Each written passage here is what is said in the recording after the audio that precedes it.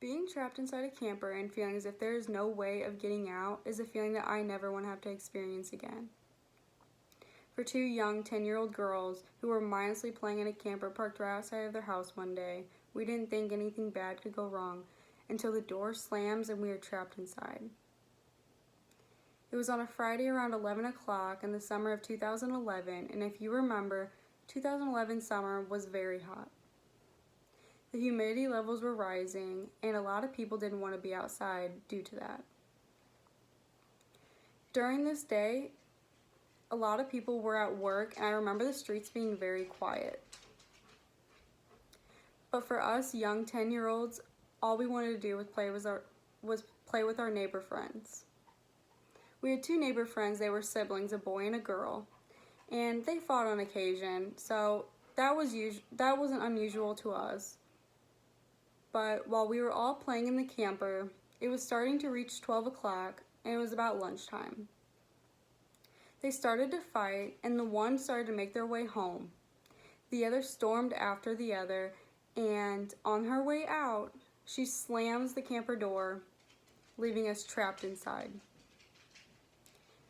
Me and my sister tried for almost an hour, doing everything possible to get the door open, knowing that the only way out, other than the door, was through a window that we would have had to break. The temperature was rising, and we could feel it in the camper getting very hot.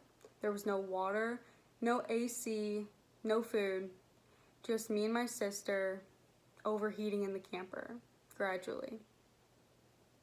There was a small screen window above the kitchen sink that we were screaming out of at cars, but they couldn't hear us. Their windows were rolled up.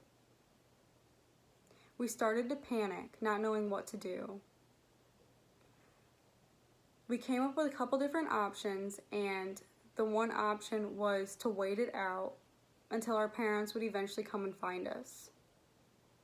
But once we started to realize that we weren't catching a fresh breath of air, and we were sweating through our clothes, and we were feeling lightheaded, we knew that we had to do something. So we went over to the window and we tried pushing on it to see if we could squeeze through. Then, out of panic and fear, we both started to hyperventilate and eventually just started kicking at the window as hard as we could.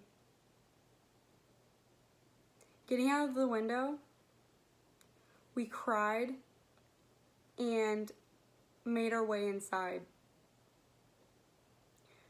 Crying full of tears and panic in our eyes, we woke up our dad, who was snapping on the couch at the time, and he woke up terrified.